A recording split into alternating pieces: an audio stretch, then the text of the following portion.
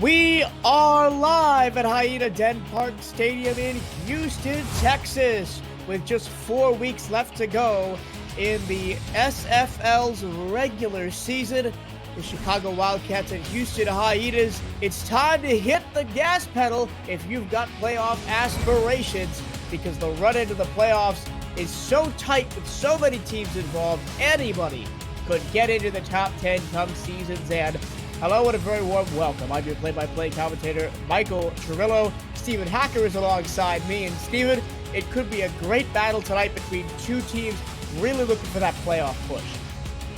Yeah, I expect it to be a fairly close matchup here tonight. This is the second time two teams have played this season, and the last time they played, it was a really, really close game. It was 16-14, so a really, really close matchup, and I'm interested to see what kind of adjustments they can make to improve the outcome. That would be Houston.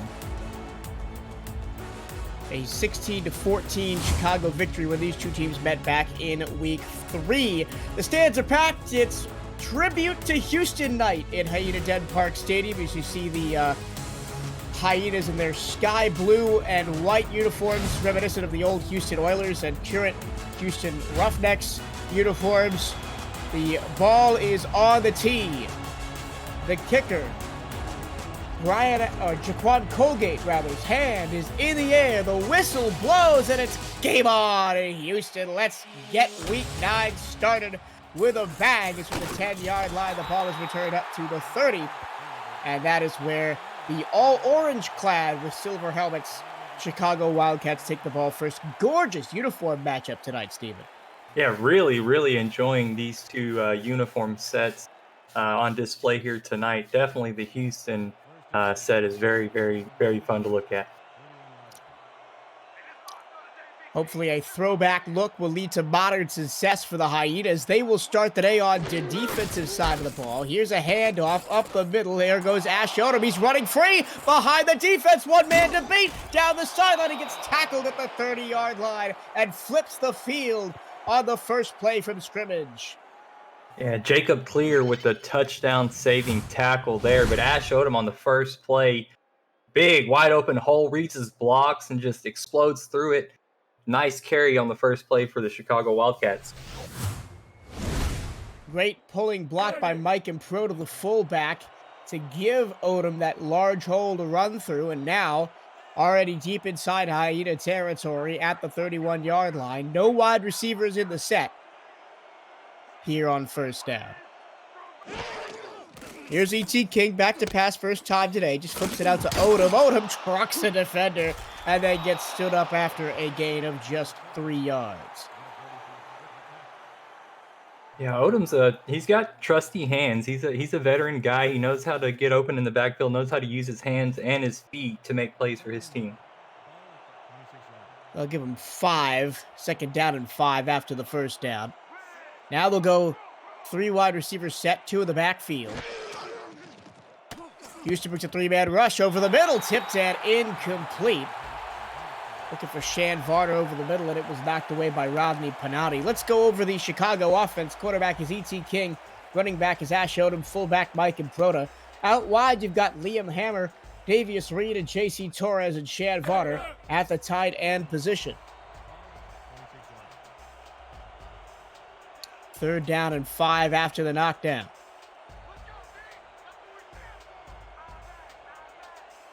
I formation behind King. King can take a 7-step drop. He's going to launch a laser beam to the end zone, and it's caught for the touchdown. Diving grab, Davius Reed, his second touchdown of the season, and Chicago is in front early. What a great throw by E.T. King. Davius Reed gets behind the secondary and is wide open in the end zone. Great drive by the Chicago Wildcats to take an early lead here in this ballgame.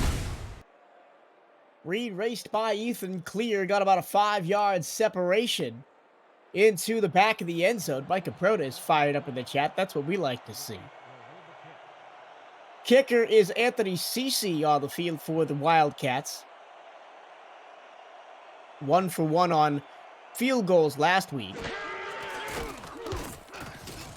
Kick is up and good. 9:43 to go, first quarter.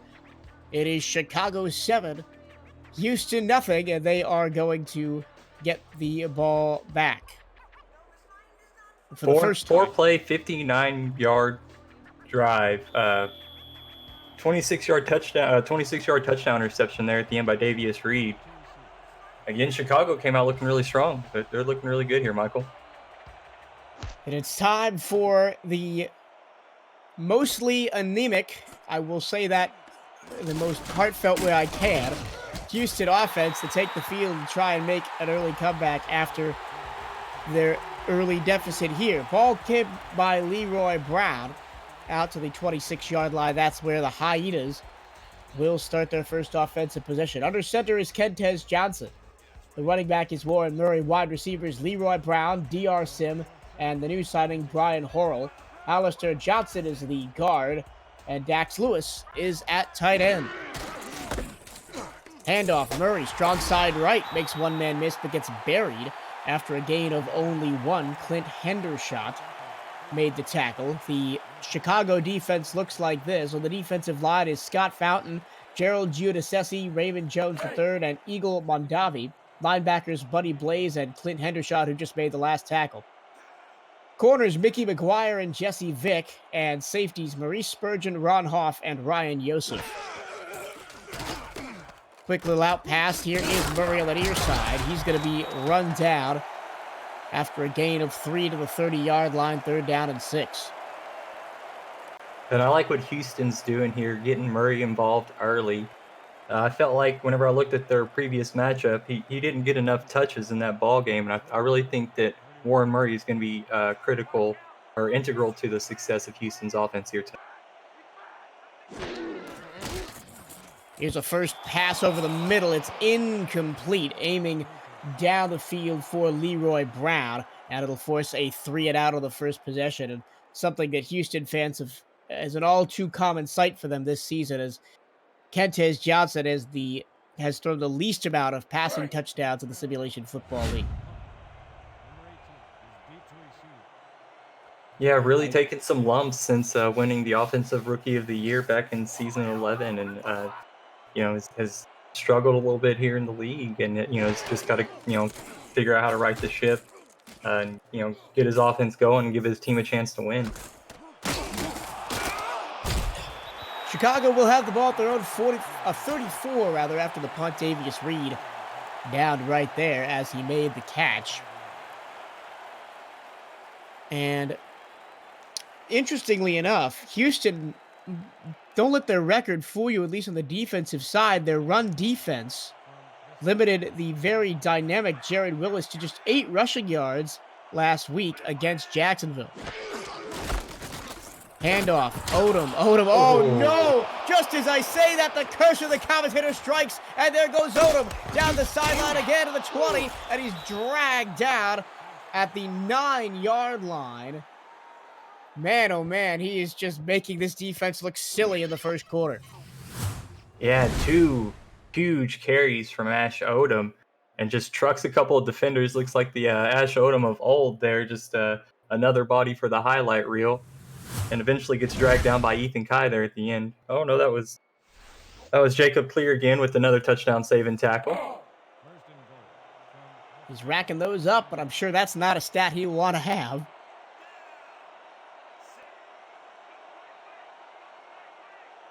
Offset I.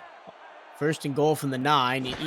Immediately back up against their own goal line is Houston, but that time the front line breaks through and stops a loss of 4 on the play for Ash Odom. And speaking more about Ash Odom, Steven, you were his teammate up there in Queen City for a short amount of time before he transitioned to Chicago, weren't you? Oh yeah, 1 season with Ash Odom.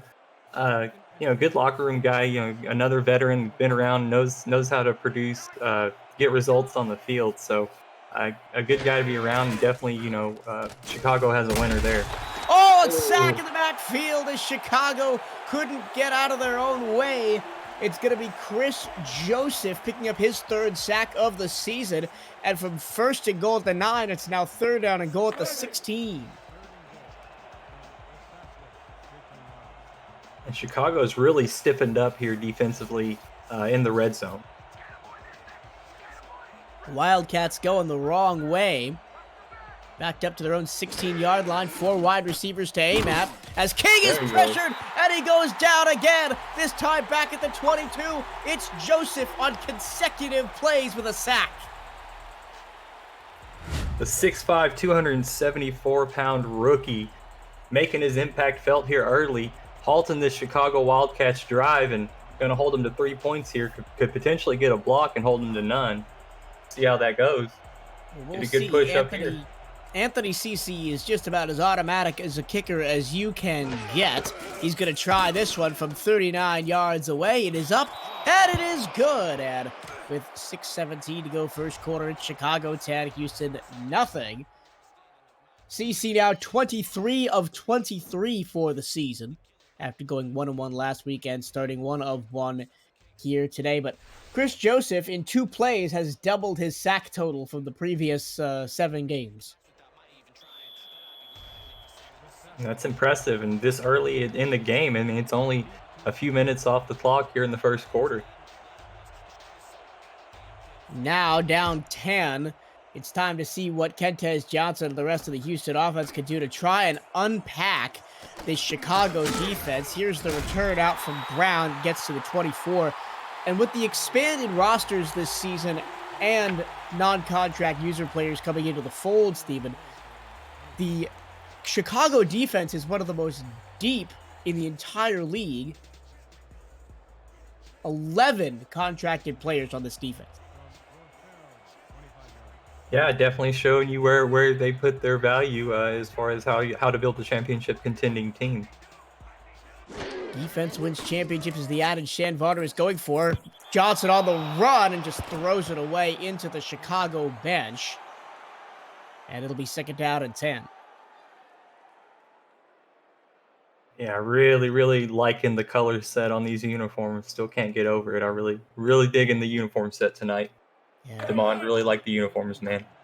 Yeah, I was not around when the original Houston Oilers were plying their trade, but I'll finish up my point after the second down and 10 play from the 24-yard line. 3 receivers to aim at, 2 to the right side, 1 to the left. It's going to be a run, strong side right to Murray. Murray makes one man miss, but can't get away from the linebacking core as he only picks up 3, third down and 7. And finish my point, the uniforms they're wearing right now, Houston rather, is very reminiscent of the uniforms my high school wore back when I was in high school. So it's a nice little walk down memory lane for me, but just in not the way you would expect. Third down and 7. Kentez Johnson in the gun. Low snap, corrals it, throws to the far side. It's caught and tapping the toes for a first down. It'll move the chains for Houston for the first time today. That's that's Brian Horrell. That's his first catch as a member of the Houston Hyenas. Yeah, the Week 9 signing, 6'4", 215 pounds. Nice awareness, nice body control to bring in his first reception. Gets the first down, moves the chains for his team. First down of the night for the Hyenas, puts them at their own 34-yard line. The clock is running now, 5:27 and change to go in the first quarter. Here's a handoff. Murray finds a nice lane to the outside. Warren Murray has some space and he's going to pick up 11 yards and a first down out to the 45-yard line. And that is the danger with Warren Murray. Had a bit of a quiet week last week, only 81 yards on the ground. But this week, he's stepping up here in the first quarter. Yeah, it looked like the misdirection caused just enough of a hesitation to give Warren Murray a lane to run through. The offense came out kind of got the defense unbalanced, and then the misdirection in the backfield gave Murray a lane and big first down carry right there. It's going to be another Warren Murray carry on first down, and he shows off the speed and the power there as he dives forward for a 6-yard gain, already averaging 4.8 a carry. 4.5 minutes to go in the first quarter. If you're just joining us, welcome into the opening night of week number 9 here at the Simulation Football League. Michael Torillo, Stephen Hacker on the call. Jacob Clear is also with us in the stats truck, as well as Laura and David Horrell. Second and 4. Johnson to throw over the middle. That pass is incomplete. It was in and out of the hands of Dax Lewis, the tight end. Yeah, really unfortunate not to be able to come up with that one. You had the yardage that you needed, just couldn't quite reel it in. That's the second time a little pass over the middle has been dropped by a Houston receiver.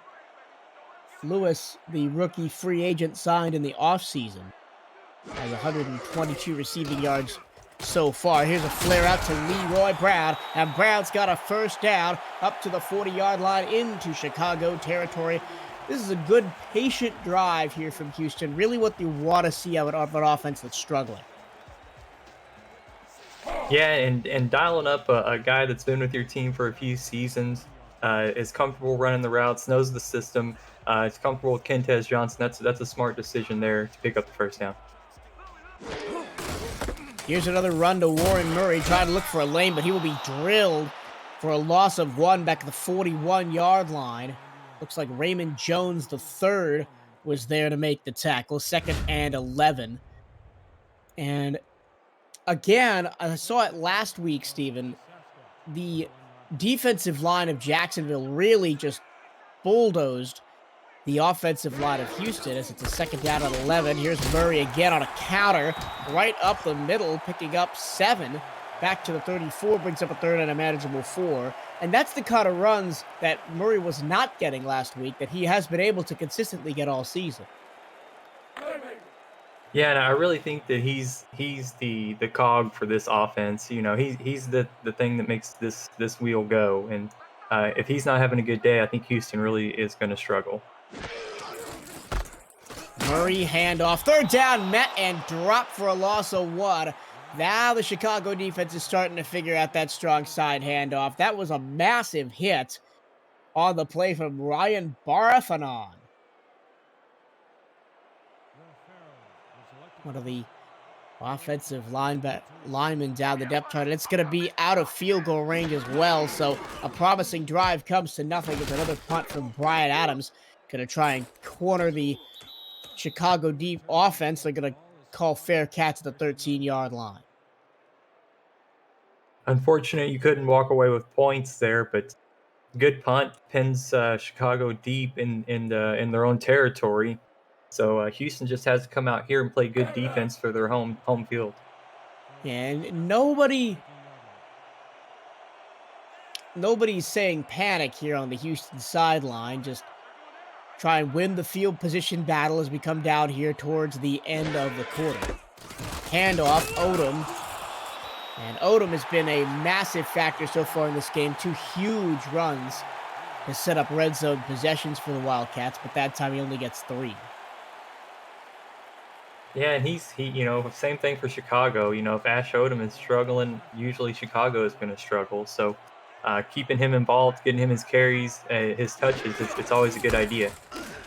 Well, he's going to find some space this time and barely not pick up a first down. He's going to be less than a yard short. He tried to make a juke move on the safety, and I think if he just runs straight ahead, he might have gotten it. Man, look at that defensive lineman throttling. That was Mike Johnson throttling the center for in the trenches. Just an absolute dynamite play. Couldn't quite get to the ball carrier, though. One of the best defensive linemen we've got here in the SFL, Mike Fats Johnson, in his 5th season. E.T. King on 3rd and inch is going to throw a little dot over the middle. That's complete past the 30 to the 33. So a little curl route works to perfection. And J.C. Torres has his first catch of the evening. Yeah, a little flare on that catch, too. You know, I don't think that he had to jump and stretch out and catch it with one hand, but he did anyways. King now in the gun. On first attempt for the 33. Plenty of time to throw. Picks options, fires to that near side. And incomplete. Led Liam Hammer, the rookie, a bit too far outside. Yeah, I'm looking at these depth charts, man, and I'm really loving it. Oh, we got a challenge flag on the field. And it looks like Shan Varner deciding, I think that was in bounds. And he wants the referees to take another look at it. At speed, I thought they made the right call, but we'll see here in the replay. Yeah, good route separation, zone coverage. Got underneath. I think he did. I think he caught that. He kept that left foot planted on the ground as he spun and caught the ball. This should be a completed catch. No, they're going to keep the call on the field. Chicago loses a timeout, and they're pressed back to the original line of scrimmage.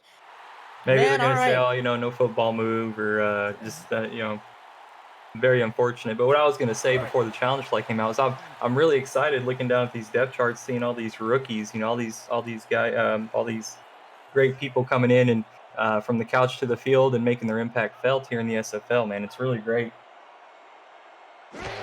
And now more than ever, really, people are pining for some SFL football. Is a big hit put on Ash Odom there on the outside.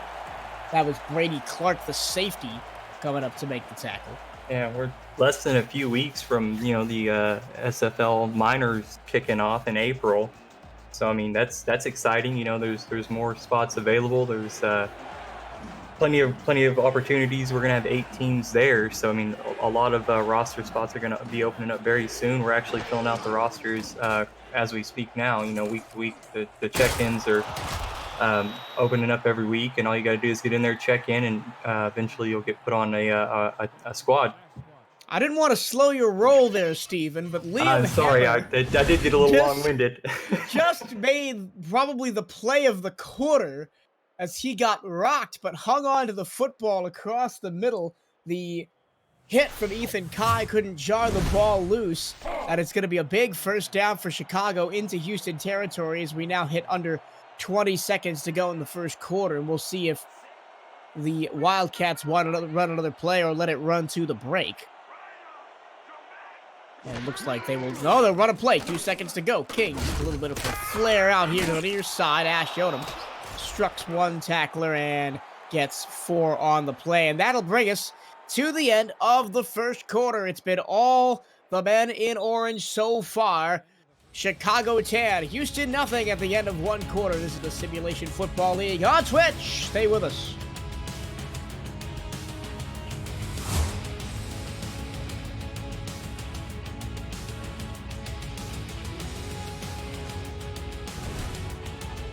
Back at Hyena-Dent Park Stadium, we are ready to go for the second quarter.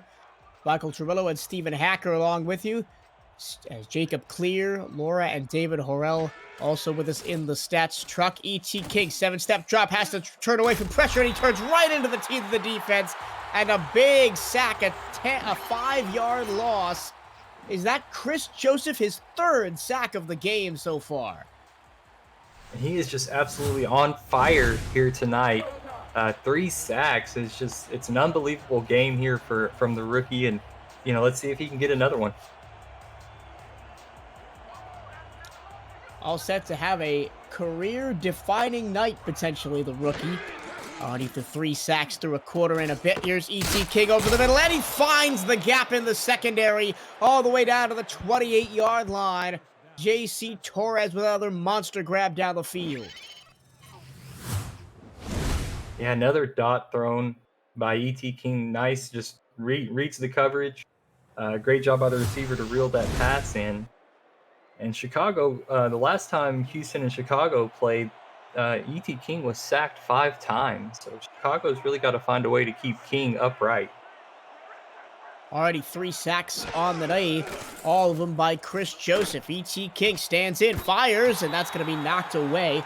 Nice job by Everett Garrison to deny Liam Hammer a potential touchdown. 2nd and 10 for the 28. Yeah, good. A little wobbly there on the throw, but trust his receiver, in the one-on-one situation, 50-50 ball. Just that time the defense made a good play on it.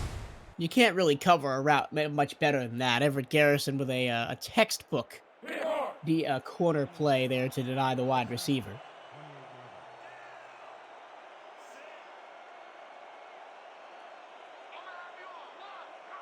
Three receivers to aim at, plus the tight end.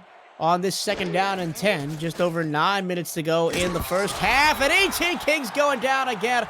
Mike Fatch Johnson got there. They're going to say the arm was going forward for an incomplete pass, but Johnson just completely left the offensive line in the dust and hit E.T. King, and it's 3rd and 10. That pressure got there with only 3 down linemen as well. Great work in the trenches by Mike Johnson.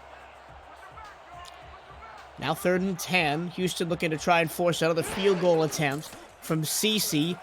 King, this time plenty of time to throw, but he only can find the underneath route, the safety valve, if you will, and it's caught by Austin Matrullo for a gain of 5. 4th and 5 at the 23, and on comes CC to attempt the field goal. Yeah, good job by Houston's defense there to play over the top, not let anything behind them. We'll give you anything underneath, and then once the pass was completed, everybody ran to the ball and tackled, and good job holding Chicago to only 3 points. This would be 1 yard bigger than his previous one, and it is good from 40 yards. CC 2 for 2 on the night, and it is a 13-0 lead for the Wildcats. And now Houston's offense are going to try and go one better than they did on their last drive, which was very promising, got all the way down barely outside of field goal range before they were stopped. Yeah, and Chicago in this game early has looked really impressive. You know, they've been struggling a little bit here this season. I know they've kind of had some troubles getting progressions in, so you know, they're not exactly at full strength, I guess, if you would want to compare to how some teams have gotten, you know, all their players' progressions in. But, you know, they're doing a good job fighting here early in this first half. Leroy Brown brings it out to the 22-yard line. And, yeah, after scoring a whopping 3 points last week, they've already more than doubled it here in the first half of this game. And I'm sure the coaching staff on the sideline, Shan Varner in particular, is going to be happy about that.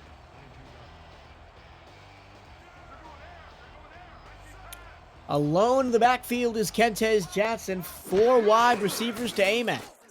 He's going to go underneath, pass caught, and it'll be a gain of 7.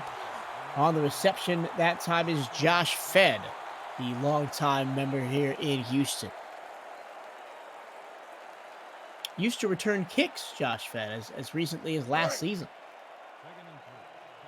Yeah, and then, you know, brought in Brian Horrell, and, you know, they got a little bit better of an opportunity, a little bit more speed, and a bit bigger of a playmaker now out there on the special. Here's Warren Murray. Nice block to get Murray free on the far side. He'll pick up a first down out to the 32. And the clock continues to roll. And that's exactly what you want Warren Murray to be doing for you, is converting, getting those first downs for you. Just keep the chains moving, get down into plus field position.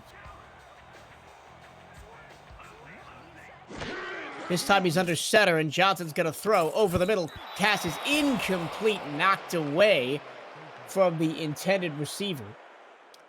And it was knocked away, I think, by Ryan Yosef in the back of the Chicago defense. 2nd and 10.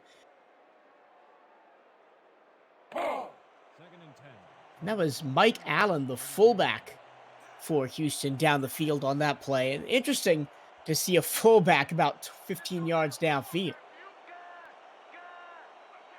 2nd and 10 from the 32. High snap, grabbed by Kentez Johnson. He's going to take a shot down the field, and it's going to be caught. And getting past his defender is DR Sim. His first contribution to the ballgame is a big one. First down in the Chicago territory at the 44-yard line.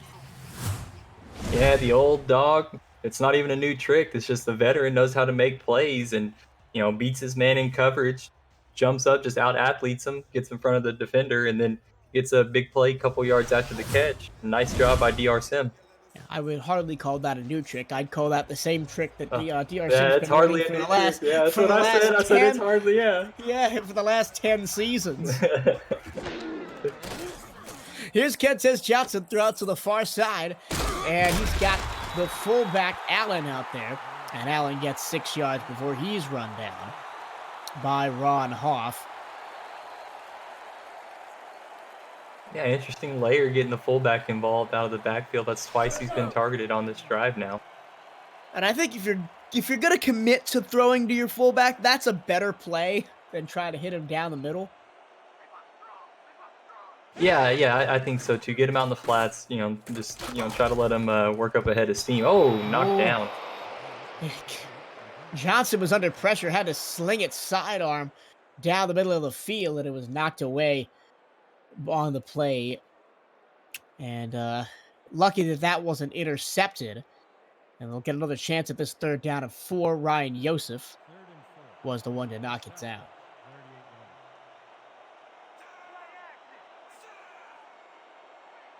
Lot riding on this 3rd and 4 here with 6 minutes, 54 seconds to go second quarter. Johnson pressured after only a 3-step drop, but he gets the pass away, and it's caught in traffic by Sam down to the 25-yard line. Yeah, great play design. Put the fullback out into the flats, made the cornerback stay at home, and DR Sim got right behind him. You see it there? It looked like he got behind the linebacker. I'm sorry, got behind the linebacker and was able to pick up the first down. Took a big shot from Jesse Vick, but hung on to the football.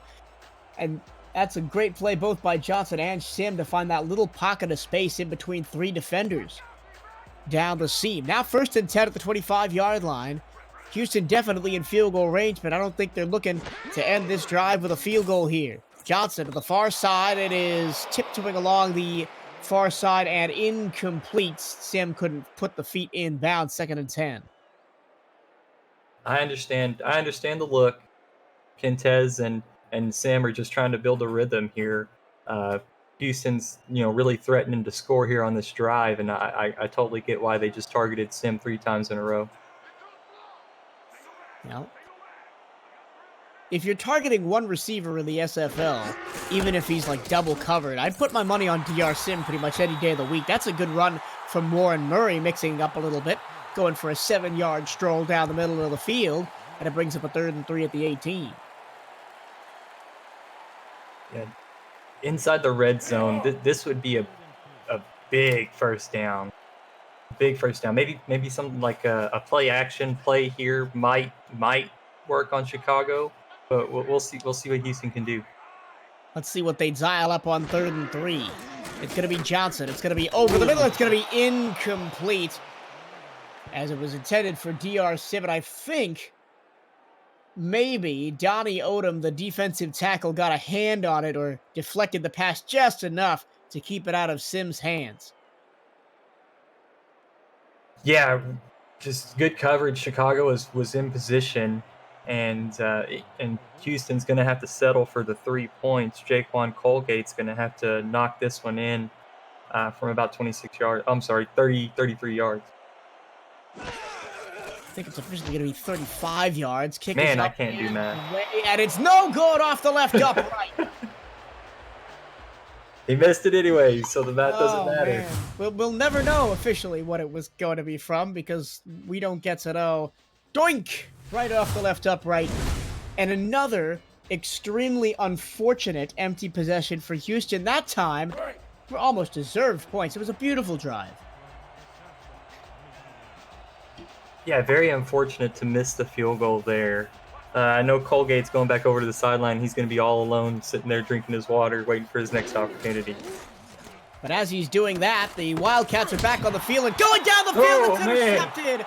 He was looking for Torres down the middle, and Everett Garrison says, "I'll have that and a little more. Thank you very much." Hyenas back in control.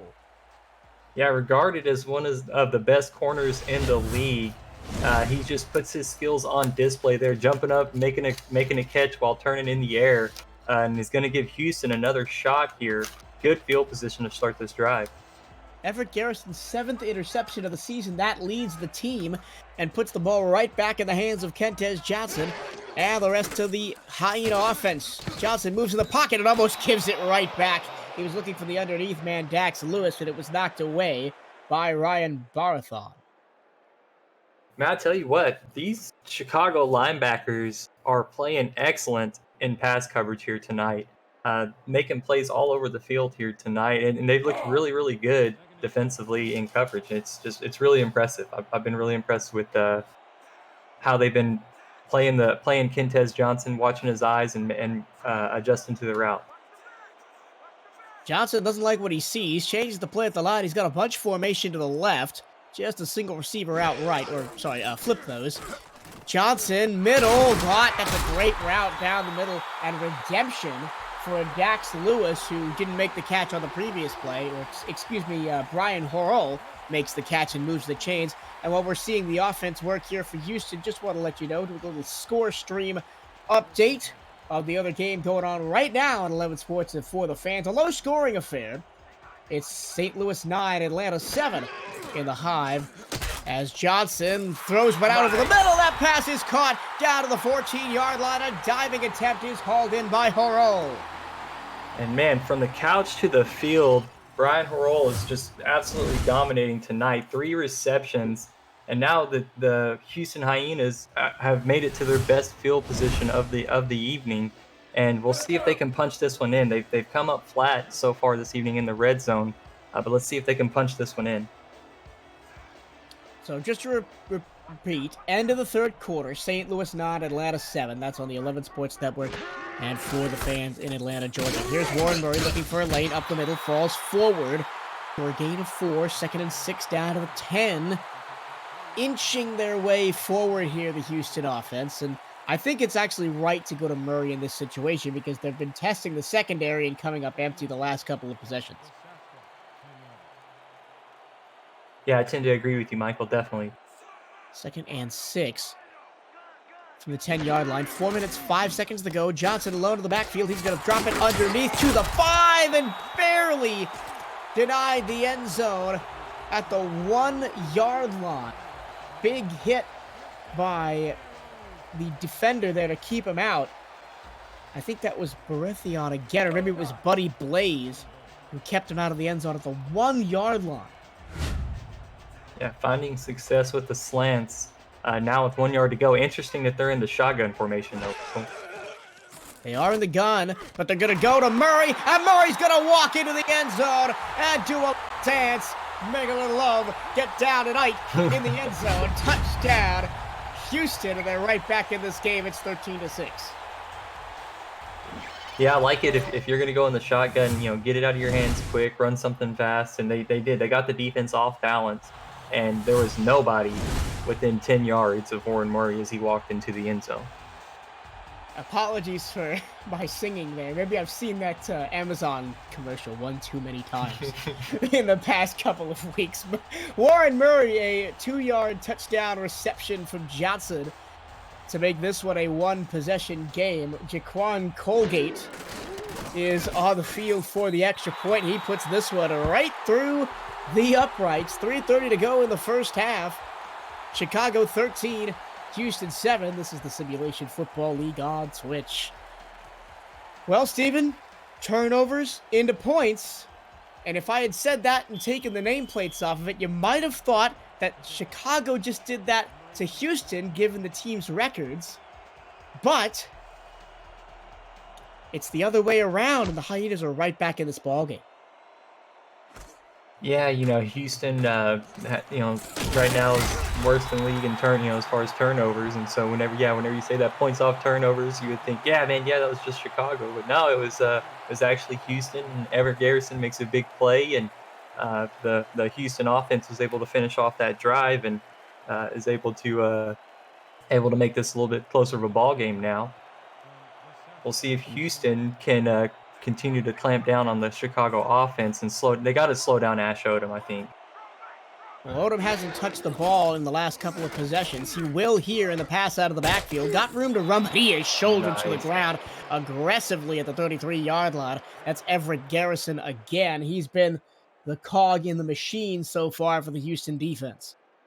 Yeah, normally you think of a cornerback, maybe he's like, 6 foot, 180 pounds. No, Everett Garrison, 6'3", 210. So he's not afraid of contact. And he uses every inch of it to hit running backs and wide receivers. Here's a throw to the far side from King. He threw it a little bit behind the receiver, so wasn't able to pick up the first down, but it's going to be 3rd and 1. Shan Varder makes his first contribution of the evening on offense. Yeah, they like to run that route, and what will happen a lot of times is he'll catch that and he's able to turn up the sideline. But like you said, just a little bit off rhythm from King, and unfortunately falls just short of the first down marker. 3rd down and 1 opens up the playbook here. Let's see what Chicago dials up. They've got an offset I formation. And E.T. King gonna throw over the middle, and it's almost picked off. Lucky that Alex Perez wasn't taking that the other way. That was an air-mailed pick 6. But now it's gonna have to be Houston's offense getting back on the field and trying to do it for him. Yeah, great play by the Week 4 signing for Houston to force this drive to a screeching halt. That would have been his first career interception as well. And now a good hold by Houston's defense. They're going to get the ball back, and you feel like all the momentum right now is with the home team. We're in their sky blue Houston tribute uniforms tonight. It's not going to be a great return after the punt by Leroy Brown. Gets up to the 27-yard line. And I said earlier that it was Hurl returning punts, so I apologize for that. It is Leroy Brown returning punts. Yeah, and they're going to have to go most of the length of the field, 77 yards, to get it done here with just 2 minutes and 31 seconds to go in the first half. Down by 6. Here's a handoff. Warren Murray hitting the backfield, but he's going to break free, and it takes 2 orange jerseys to bring down Warren Murray at the 32-yard line. And I thought he was dead to rights in the backfield. Yeah, Ryan Yosef came in from the secondary and was in the backfield immediately, but Warren Murray sheds the tackle and was able to get some yards after contact. Yosef, a Week 8 signing back there in the secondary, had 1 tackle for loss that last week. We will hit the 2-minute warning. It's Chicago 13, Houston driving to try and take the lead, or at least get a little bit closer before the end of the half. This is the Simulation Football League on Twitch. Saturday night in prime time. Happy to have you all along with us and supporting the SFL all season long. Here's Murray on a 2nd and 6, and he's not going to find any running room. 3rd and 6 right there. It looked like Clint Hendershot was in there to make the tackle. Buddy Blaze also. And how about we do a couple of chat shout-outs? C Cash 01, Mike Improda. I see Anthony C, CDR Sim, Ethan Kai, Firedog. On the far side, Murray on 3rd and 6. Can't get away from the tackler. He's going to be 2 yards, make that 3 yards short. And on 4th and 3 from their own 34, I don't think you risk going for it here. I think you're just going to punt it away. Punt it away.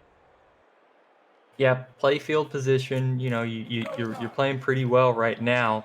If your defense can hold Chicago, you're going to end up with good field position, and maybe you can end up scoring on the next possession. Punter Brian Adams has had a bit more work than he would have wanted to have so far. This is his 3rd punt. He's going to get this one away from the 22-yard line. It hangs in the... And it's going to be caught at the 25, and up to the 29-yard line goes Davius Reed. That's where Chicago will start their next possession. Looking to put some points on the board right before the half here. 1 minute and 23 seconds to go in what has been a thoroughly enjoyable first half of football. Michael Cirillo and Stephen Hacker describing the action for you on a Saturday night of the Simulation Football League. Laura and David Harrell, as well as Jacob Clear, are also joining us in the stats booth tonight.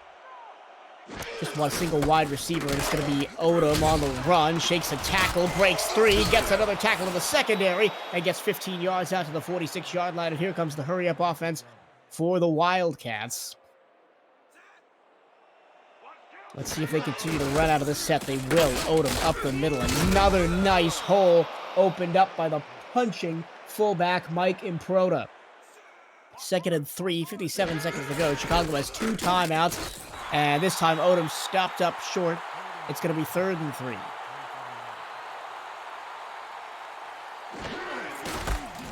Handoff, Odom up the middle, 1st down. Out to the Houston 42, into plus territory go the Wildcats. Still at this up-tempo offense here. 2 timeouts to use, haven't used them yet. Odom skipping through the first level of the defense. Linebacking core brings him down at the 37, 2nd down and 5. They probably only have one play in this formation, and we're seeing it over and over again. And let's see if Houston can come up with a plan to stop it. Odom, right into the face of Mike Johnson, and Chicago calls their 2nd timeout. Yeah, Fats Johnson forces the timeout, blowing up that play. And Chicago made pretty quick work of the field. They were limited on their timeouts, so good job to get pretty close to scoring position. A couple more yards, and CC should be able to knock it through. Well, they're in a 5-wide set here, 16 seconds to go. They might want to take a shot at the end zone. E.T. King, plenty of time. Fires to the far side. It's caught! And behind the defense, and into the end zone for the touchdown! Chicago extends the lead before the break. It's Liam Hammer with the score. An absolute dynamite play. Just a jump ball, goes up and gets it, and then comes down, figures out where the end zone is, and just takes off. Good yards after the catch. That's going to look good on the highlight reel. Yeah, Jacob Clear in no man's land. No place to go to stop Liam Hammer from swinging his way into the end zone.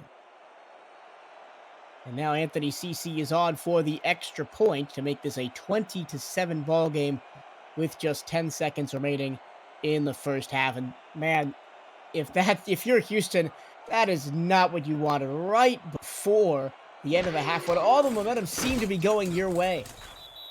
And Michael, I believe that's Liam's first touchdown, if I'm not mistaken. So congratulations on your first SFL milestone. It is indeed Liam Hammer's first touchdown in his 2nd SFL game. Had 4 receptions for 64 yards last week, but couldn't find the end zone. But not really a knock on him. Nobody found the end zone in that Chicago and Atlanta game last week that ended 6-3.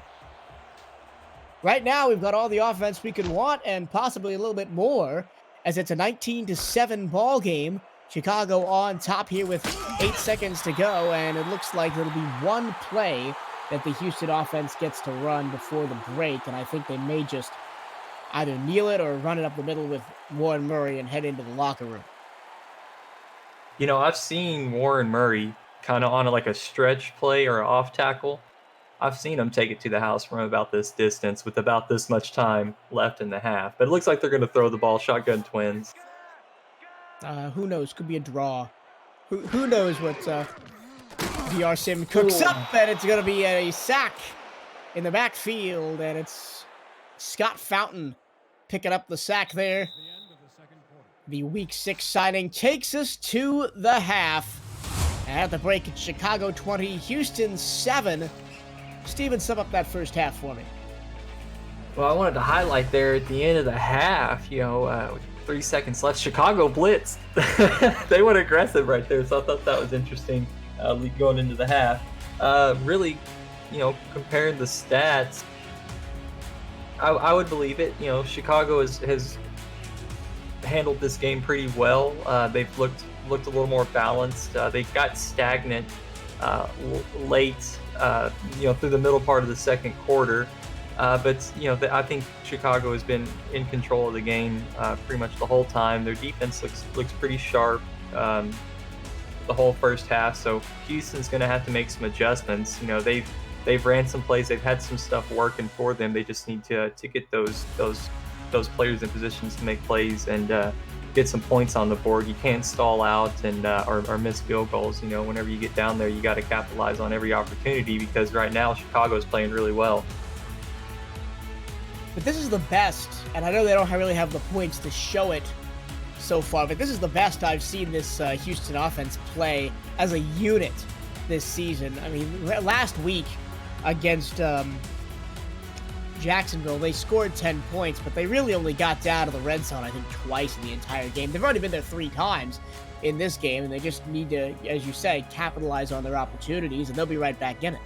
That's right. And they're spreading the ball around quite a bit, which is really it's really good to see that. It's good to see that that they're layering their offense. That I think they have an idea of how they want to get people involved, and I think they're just trying to scheme him into the right, get that schemed in at the right times to move the ball downfield. So it's just a matter of getting those plays called at the right time. But yeah, I like that they're balancing the run and looking at the targets, it's pretty balanced across the board. They got 4 offensive weapons, 5 if you include Murray as a receiver as well, and all of them are getting some targets. So it's really good to see. I saw a couple of comments, mostly from Mike and Proda in the chat, for me to sing some more. I could feel Cameron Irvine's eyes all the way from Texas when I did it the first time. So I think I'm well over my limit of singing for the season. I think that's as the second half gets underway. Houston with a perfect opportunity to get back in this ball game. They're going to have the football. Brown dances his way out to the 25. And a little bit of lightheartedness before we get back into the hard-hitting football action you all know and love. Now, if you're in the locker room and you're Damon Simeon, what do you say to your offense to try and get them into the second half? Well, number one is, it's got to be a collective effort to stop Ash Odom. I think that's what's kind of hurting them the most. It's given Chicago the most big play right now is Ash Odom. So I think that's where you start, is slowing down Ash Odom. Somebody asked, how do we join the league? Well, you go to simulation.football. That's the link on your screen right now, front and center, under the Chicago Wildcats versus Houston Hyenas logo. Go to simulation.football to get started. And after that, go to simulationfl.net to join our Discord community and go from the couch to the field like so many others have. Here's a throw to the far side on 2nd and 9. It is caught out there on the far side. And it's going to get a gain of 4.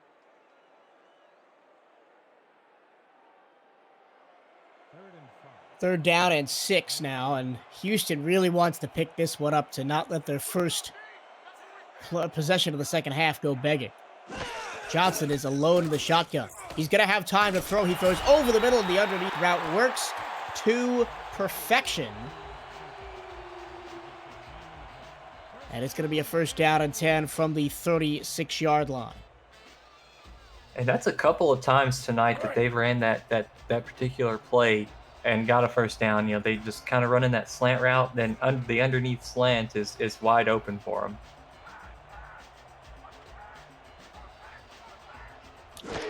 Four wide, 2 to each side. First and 10. Over the middle. That pass is complete to DR Sim. Tried to spin out of a tackle, but we'll get 4 yards up to the 41.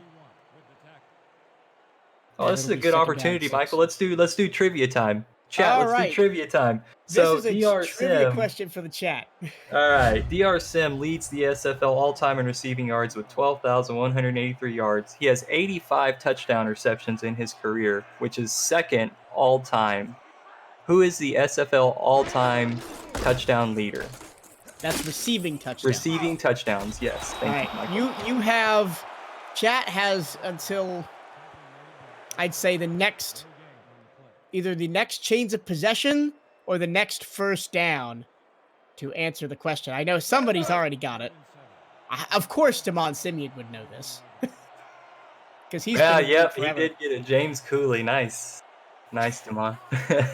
All over Minneapolis Maulers receiver.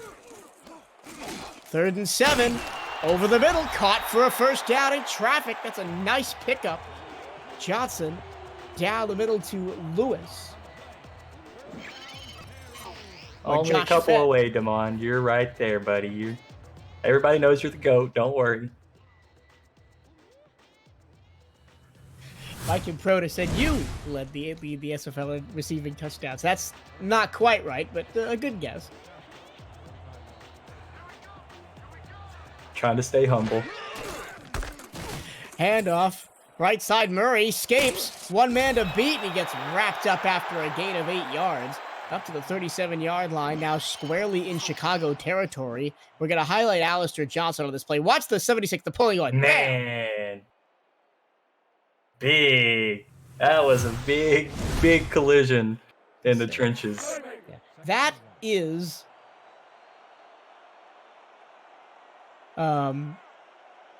that is why you pay the man, Alistair Johnson, the offensive lineman, and I think that is one of the reasons that Vancouver has been such a dominant force this season. As 2nd and 2, they try to do a dive with Murray, and he doesn't get there. A nice tackle on the play. And it'll be 3rd down and 2. And we'll see if they go right back to Murray or try to pass with Kentez Johnson. They've got 2 receivers on the far side to aim for. On 3rd and 2, Murray. Try to escape. He cannot. He'll lose a yard. Back to the 38-yard line. Stretching the play was Clint Hender's shot, and it's 4th down. Yeah, good job by the Chicago Wildcats defense getting downhill. Just filled all the gaps, sealed off anywhere for Warren Murray to go, and just killed this drive for the Hyenas. Here I come, punter. I'm coming. I'm gonna block the punt. Punter Brian Adams kicks it away right from midfield, trying to pin Chicago deep. Bounces at the 10, down to the 2. Oh. I am sure that Brian Adams is going to have words with him.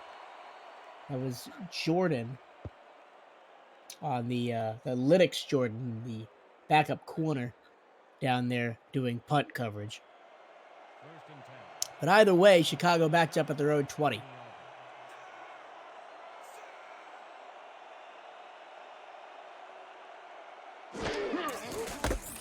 Handoff. Ash Odom scampers away from one tackler in the backfield. It gets 3 yards on the left side. Everett Garrison, another tackle, his 2nd.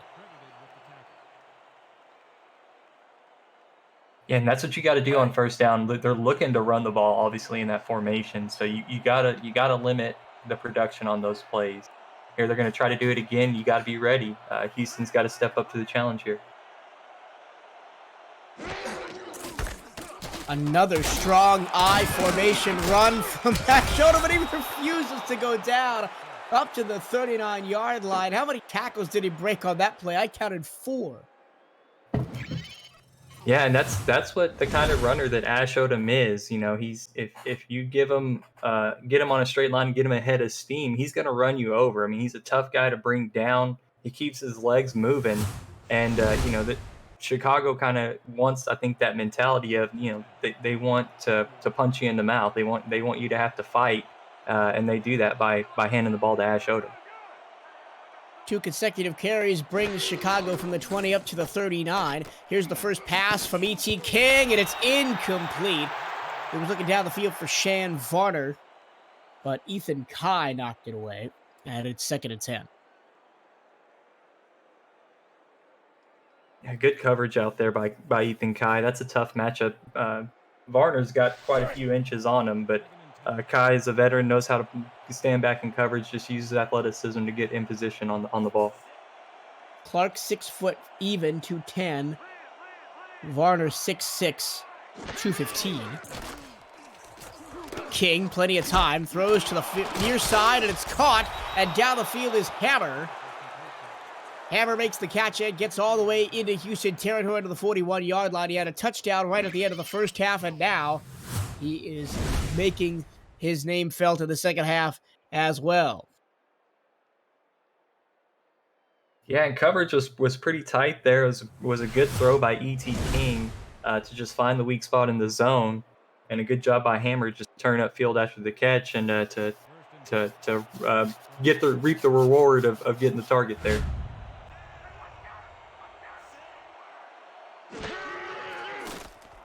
King out to Odom, and Odom gets knocked out after a gain of 3. Nice tackle by Perez, who is still probably ruining that interception chance in the first half. Yeah, there's plenty of opportunities to make plays. They come in time. Once you hit your progressions and get a couple more games under your belt, they'll be there. Offset I, single receiver out wide to the right. Under center goes King here on 2nd and 7. King going to hand it off to Odom. Strong side, trying to follow his blockers, but good defense by Houston. He gets up to the 35. 3rd down and a long 4 to go after this.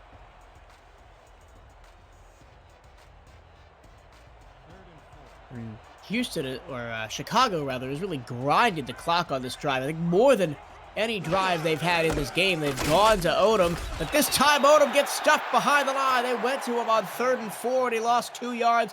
Mike Johnson drove him into the dirt. Huge play by Fats Johnson. He's been absolutely obliterating the guards and center for the Wildcats. And Chicago is now 3 for 9, so 33% on the day on 3rd down. So really struggling. So if Houston can keep putting Chicago in these 3rd down situations. Oh, it's blocked! Blocked bunt by Houston. And the Hyenas, I'm speechless. That's something you don't see every day. The Hyenas are going to take over at the Chicago 46-yard line. And that is like, it was going to finish, and that rounds out my point. I was going to say, if you keep doing that, it puts you in a position for good things to happen for your team, and then, forces a blocked punt. And now, again, positive field position for the Hyenas. They got to capitalize. It'd be huge if they could get points off that turnover. Johnson to the near side. That's caught by Lewis. And Lewis gets a gain of 8. Nice little gain on a curl from the tight end position, 2nd and 2. I mean, and just like that, the pendulum could have swung again. At the end of the half, it was they had scored, they had the ball back, and then a quick turnover to touchdown for Chicago, and now a turnover. Let's see what Houston could do with it. A big hit right up the middle. Warren Murray unable to convert, brings up a 3rd and 1. That's a nice shot right through the middle by Yosef. And the Week 8 signing is really, he's coming in and has immediately stepped into that tough guy role in the secondary. He's made a bunch of plays at or behind the line of scrimmage tonight. Murray again can't bounce it outside on 3rd and 1. Drilled at the line of scrimmage, that time by Ryan Barathon. And it's going to be another 4th down for Houston, and they may have to start going for these. Yeah, it's maybe a little too early now. I think that this is a misdirection here. I will see if they go for it, but maybe a little too early. I still think that there's time. Oh, they got him to jump worked. offside. Unbelievable. Murray didn't get the 1st down, but it does not matter as Chicago jumps off sides and extends the Houston drive. And it's things like that's how you lose a lead. Little things allowing Houston to extend their drive is not what you needed for Chicago. You had them right where you wanted. If you just not jumped, I don't think that they were going to snap the ball there.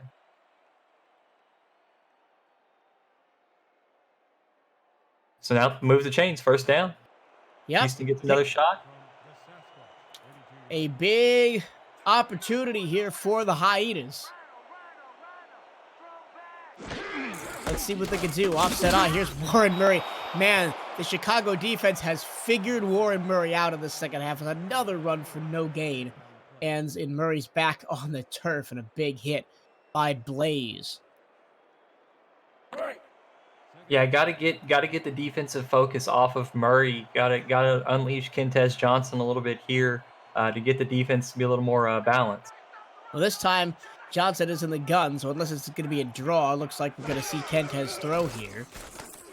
Johnson throwing, and it's incomplete. He put all of his arm strength behind it, and it was knocked away in the end by McGuire. Mickey McGuire, the Week 8 signing, playing in his 2nd game, had 5 tackles last week in his SFL debut. Yeah, it looked good in coverage there on that play.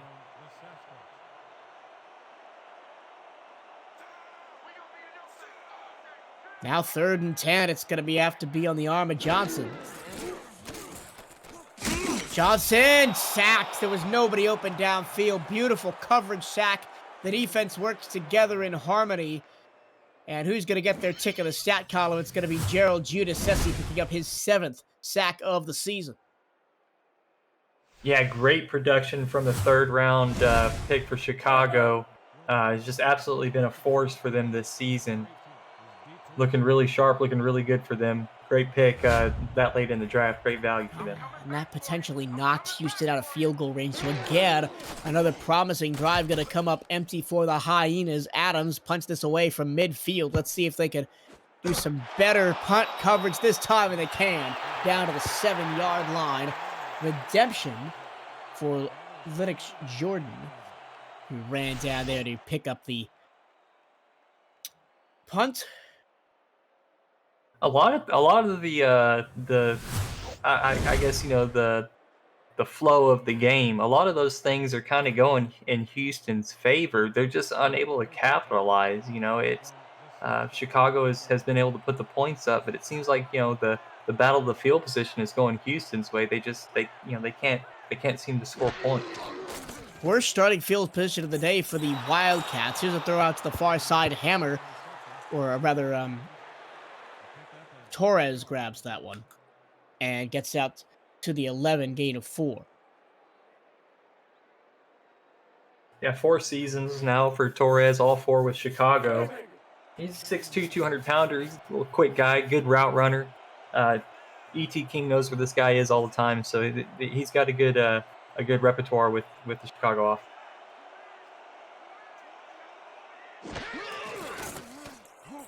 Throw to the far side after a leaping catch made by Odom, and then he used that momentum to roll over a defender and get 4. It's going to be 3rd down and 2 at the 16-yard line, but before that, we're going to reach the end of the 3rd quarter. That's it. Put your 4s up in the chat. 11 minutes to go at Aida-Den Park Stadium. Can Houston mount the comeback, or will the Wildcats hold on for the win? Find out next. This is the Simulation Football League on Twitch.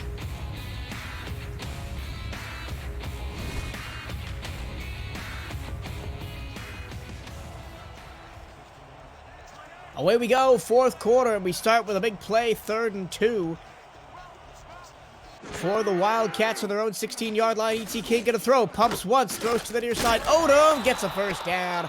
Barely got across the line of game, but he did up to the 19.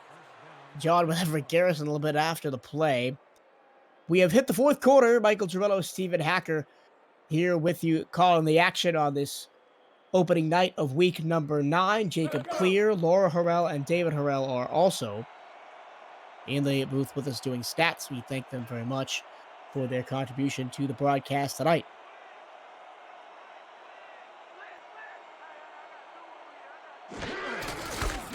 Handoff Odom, right side. That play was doomed from the start as the Hyenas crashed through the offensive line. And a big tackle for loss of 4 on the play by Alex Perez. Despite that dropped interception from earlier in the game, Perez has actually had a really nice night. Yeah, looking really sharp here. It looks like he's fitting in well with this defense. 2nd and 14, moving throw, and he airmails an interception. Everett Garrison has his 2nd of the night. Oh my goodness, and this is a carbon copy of the situation that Houston found themselves in the first half when they turned a Garrison interception into 7 points.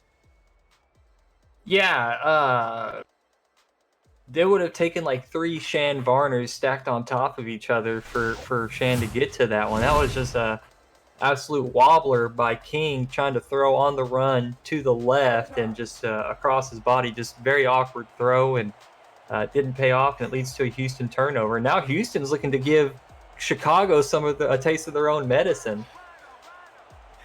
1st and 10. Heavy set 3 in the backfield. Here's a handoff to Warren Murray. Oh my God. Steven, that one got me. Did you see the way he was like on one foot, like contorting his body, trying to get some use his hips? What are you laughing about? Your quip about 3 Shan Varners stacked on top of each other. I've met Shan Varner at the last 2 conventions. Oh, we've taken 10 then. Now I'm just imagining 3 Shan Varners like stacked on top of each other, like they're holding on to these ankles. All right, we're gonna get off of this topic, or I'll never get back to the football. I was referring to the 6'6" Shan Varner, not the in real life Shan Varner. I'm gonna spare us all the details of his real height. Oh no, I think there was a catch over that I failed to mention. 3rd down and 1. I wasn't even thinking of it that way, Michael. Jeez.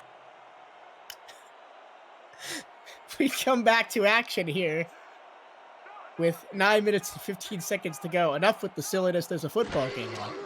3rd and 1. Johnson gonna throw. He rifles it over the middle. It's tipped and intercepted at the 2-yard line. Oh, man, the pendulum swings back in Chicago's direction as Jesse Vick grabs the interception. Yeah, great play by the cornerback, general manager, four-season vet for the Chicago Wildcats, and a big play, and that's gonna halt the drive, and it's gonna keep the momentum in Chicago's favor. Wildcats have been pinned deep in their own end zone for the entire first 2 minutes of the fourth quarter. Let's see if they can work out of it here. And the pass to Torres goes for 5. That was a pretty wacky interception, and I couldn't tell who tipped it, but that tip went high in the air, and it almost looked like the receiver was about to come down with it. But Jesse Vick was like a, outfielder in baseball, running under the ball and basket catching it for his 6th interception of the season.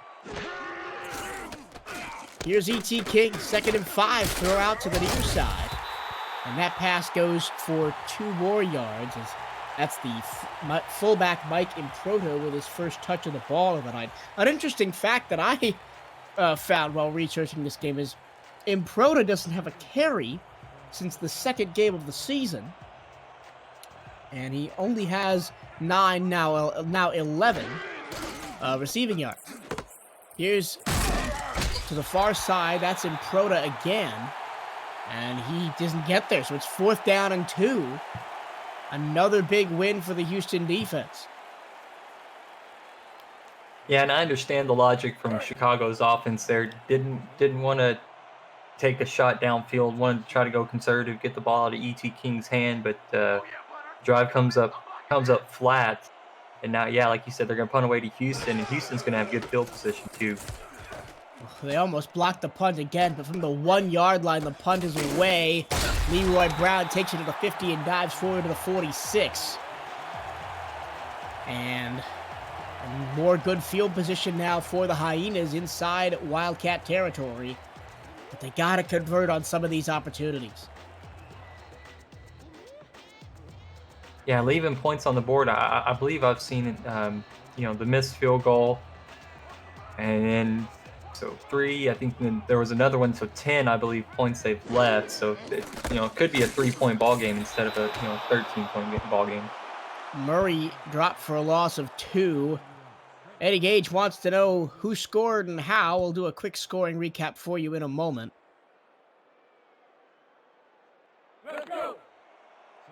After this 2nd down and 12 play from the Chicago 47.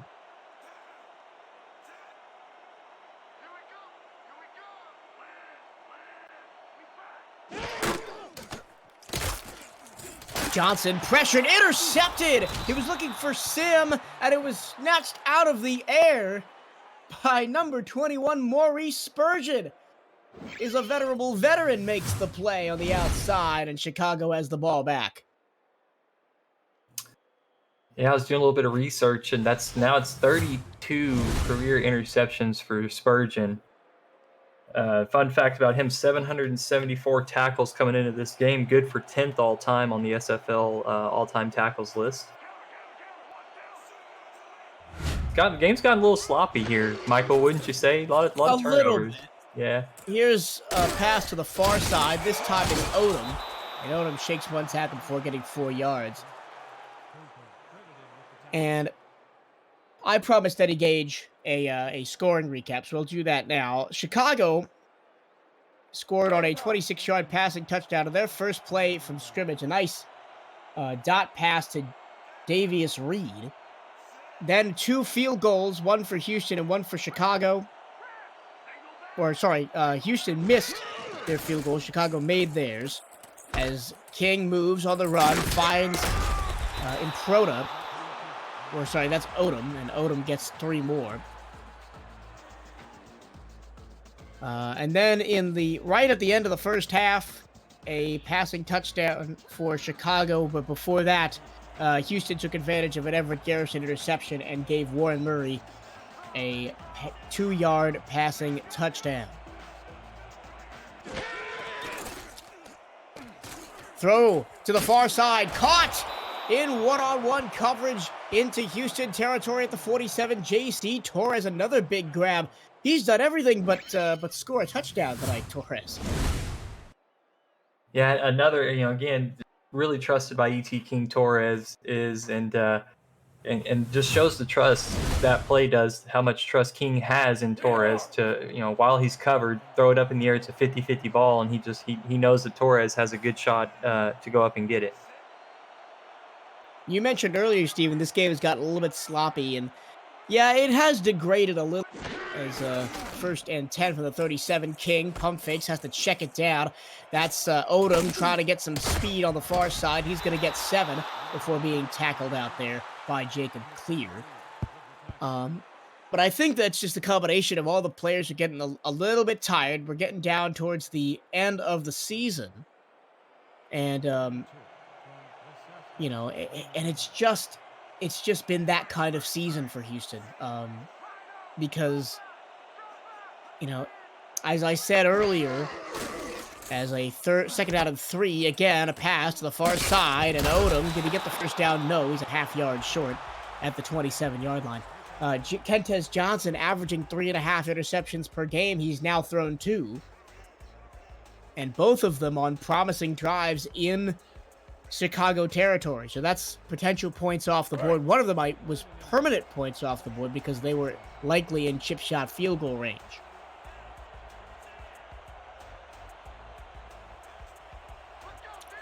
Third down, less than a yard. The ball looks like it's almost already across the line to gain. Here's Ash Odom trying to follow his blockers. He'll get there. 1st and 10 at the 24-yard line, and now Chicago inching their way towards the red zone with a 14 or 13-point lead. Yeah, Chicago's third down percentage has actually gone up from the first half. They're at 50% now, and that was their 23rd first down of the ball game.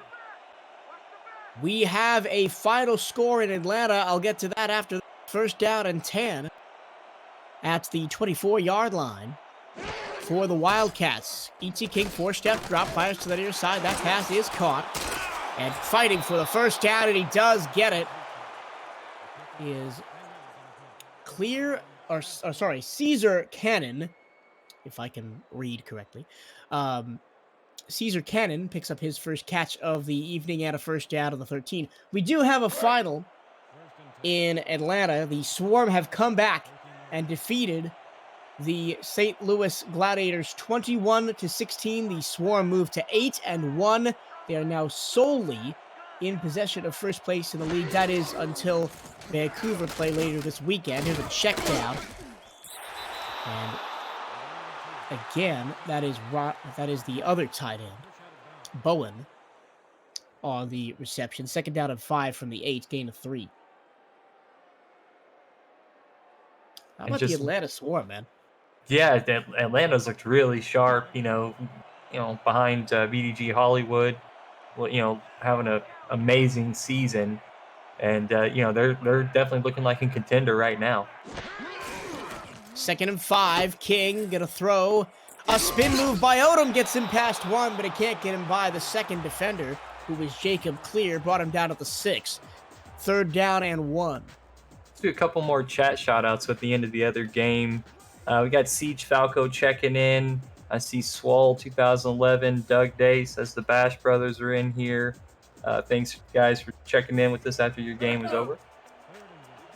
Yeah, thank you so much. The SFL, the biggest show in town.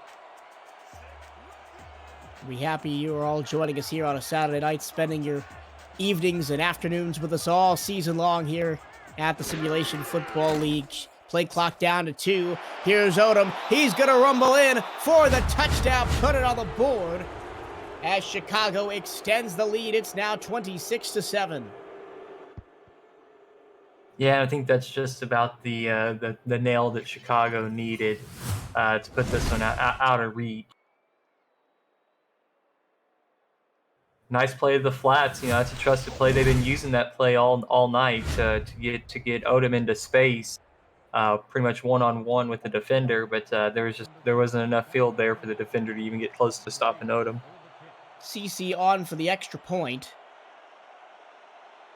Now, this is a huge statement win for the Wildcats, who are 4-4, but most likely soon to be 5-4. Is the extra point good to make it a 20-point deficit, 27-7. And And yeah, talking being about 500, Michael, being at 500, and I mean this close to the playoffs. I mean, uh, every game from here on out. I mean, every game matters, but every game from here on out is really important and has a lot of weight to how the rest of the season is going to shape out as far as tiebreakers, strength of victory, all those good things. As uh, you see there, Wildcats are right there on the cusp of being in the playoffs. Yeah, and we were talking before the game, Steven, about how much parity there is in the SFL season, more so than I pretty much could ever remember in my 4 years here. The Wildcats are right there on the edge at most likely now 5-4. They got a little bit lucky with the Gladiators dropping tonight to go to 4-5. But do not count St. Louis out yet. Las Vegas and Jacksonville and Tulsa all play this weekend. Carolina is on this weekend. But I want to talk about some shocking things, and we'll talk about that right after this as they pass over the middle is caught. First down and 10. On first down, which was second down and 1 after a 9-yard gain. And here comes the up-tempo offense from Houston.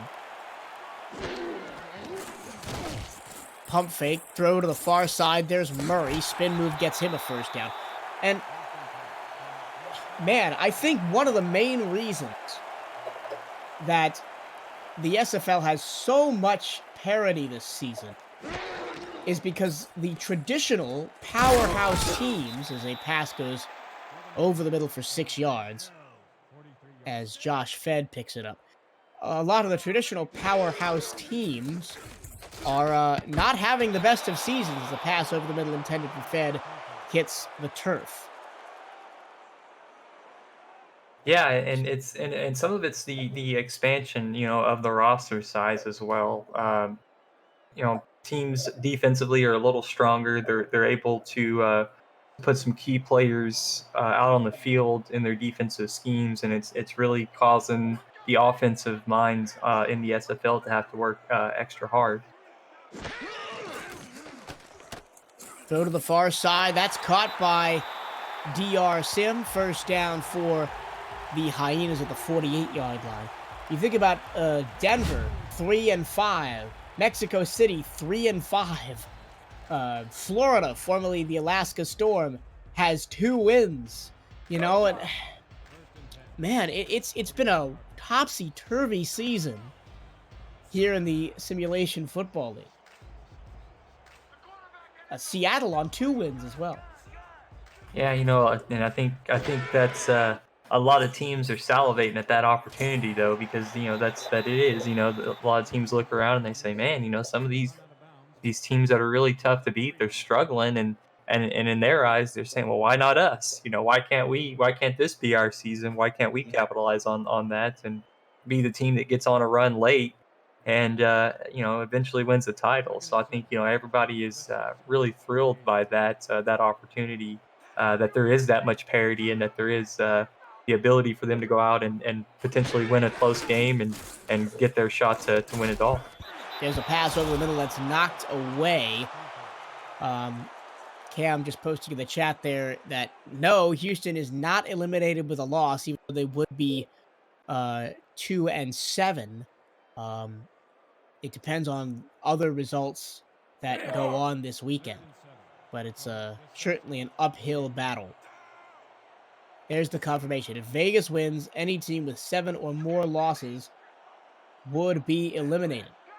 So 2 minutes 25 to go, fourth quarter. Thoroughly enjoyed calling this one for you. There's a pass over the middle that's grabbed by Leroy Brown as the up-tempo offense continues for Houston. In that Las Vegas game, they play Queen City this week, Sunday at 5:30 Eastern Standard Time.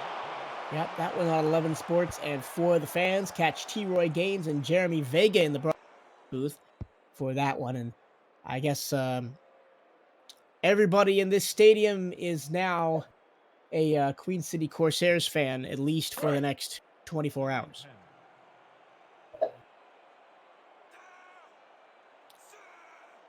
We've got a monster Sunday slate of games across all of the networks, both 11 Sports and For the Fans and Twitch and YouTube. Pass over the middle to Brown. First down at the 30-yard line. So that'll take us to the 2-minute warning here tonight. Sioux Falls at London at noon Eastern time. Then just slightly after that, Baltimore visits New Orleans, trying to keep their hopes of a first-round playoff game alive. Charleston and Mexico City could be the last chance for the Aztecs to try and make a playoff push. That's at 3:30 p.m. Eastern on 11 Sports. And For the Fans, as Johnson almost throws another pick, and that one's just batted away by Ryan Yosef. Queen City at Las Vegas, you mentioned that. It's at 5:30 on 11 Sports. Big implications for all teams at the bottom of the standings on that one. Yeah, that game could shape the playoff picture pretty early. Yeah, Carolina and Arizona, two teams fighting to try and get in on the bubble. That's at 7:30 p.m. Eastern on 11 Sports. And then to cap the night off, Seattle and Denver, the championship game rematch, is on at 9:30 p.m. Eastern, 11 Sports, and For the Fans. Cameron Irvine and Charles Doherty on the call. And we're not done. We skipped Monday night. No games Monday, but Tuesday, Jacksonville and Vancouver. Vancouver now trying to keep pace with a streaking Atlanta team at the top of the standings. They host a tough Jacksonville Kings squad that's also looking for a home playoff game at 7 p.m. Eastern, as Kentez Johnson drops back to pass, fires a long rainbow pass to the field, caught at the 5-yard line, and diving for the 2, and Houston calls it timeout with a minute and 48 to go. And where did they find this Brian Harrell guy, man? I mean, that's making his impact in his first game, and that's a big play there at the end. Couldn't quite get in the end zone, but should be an easy walk-in for Warren Murray if they just feed him the ball. And then finally, a resurgent Tulsa team faces a Florida Storm team looking for some answers. That'll round off the weekend slate. That's Tuesday night, 9 p.m. Eastern on 11 Sports. Warren Murray can't get in the end zone. Stood up by Hendershot at the 2-yard line. Interesting that they didn't run the ball. Yeah, I know, with the success that Murray has gotten. But he hasn't had that success of late. He's going to go to the back of the end zone, and it's overthrown as Veazey was there to knock it away. Take a shot with the veteran. I mean, that's not the worst decision. I can support that one. Kentez knows how to find DR Sim, and he's a good receiver. He's a good target to target in the end zone in this kind of situation. But me personally, I'd like to run the ball if I'm this close to the end zone. Well, they're in a passing formation here.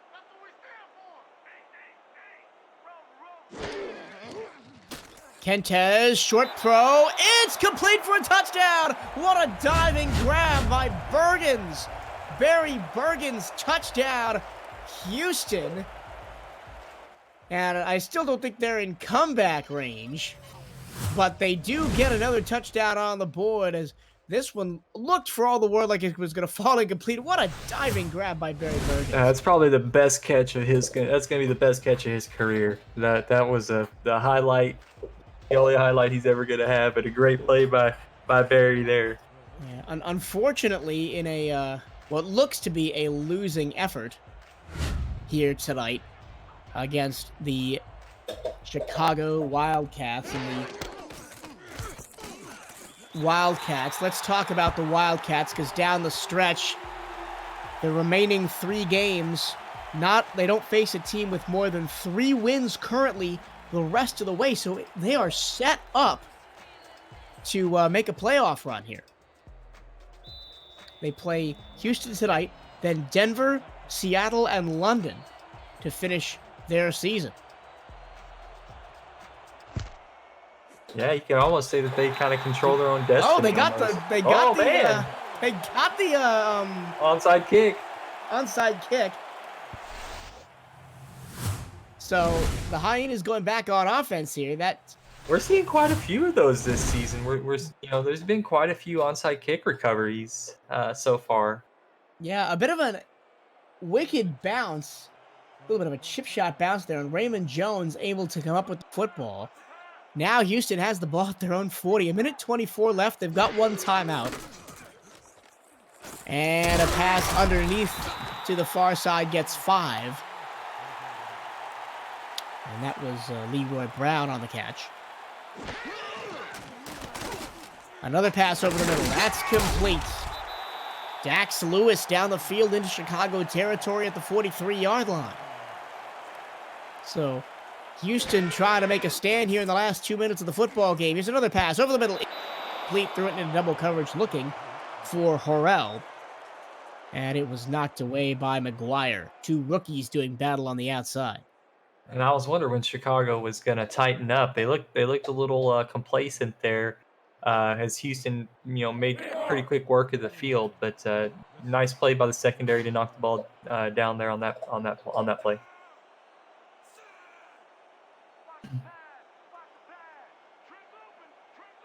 Second and 10 at the 43-yard line. Just 56 seconds to go in the game. Johnson over the middle. That pass is caught. Nice little slant pattern there for 11 yards to the 32. That was another catch by Horrell. Johnson short to the tight end Lewis. And he picks up 5. It looks like the Chicago defense is just a little bit lax here towards the end of the game, as that's Josh fed right over the middle to into the red zone of the 18-yard line.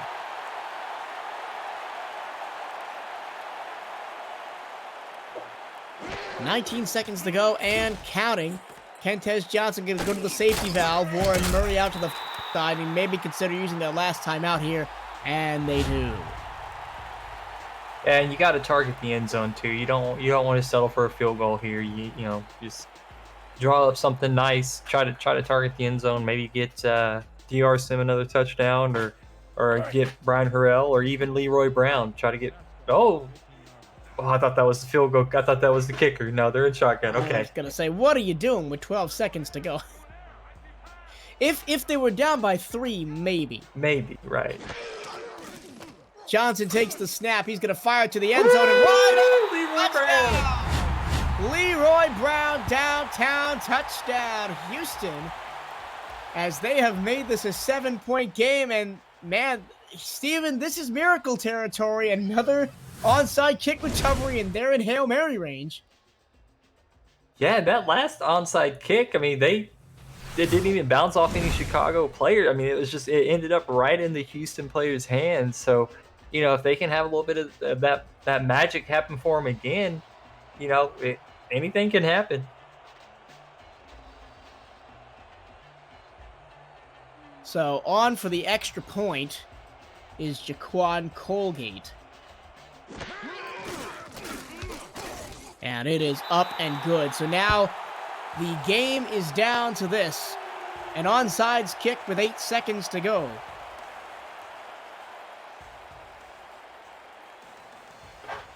Colgate is there. The ball is on the 30-yard line.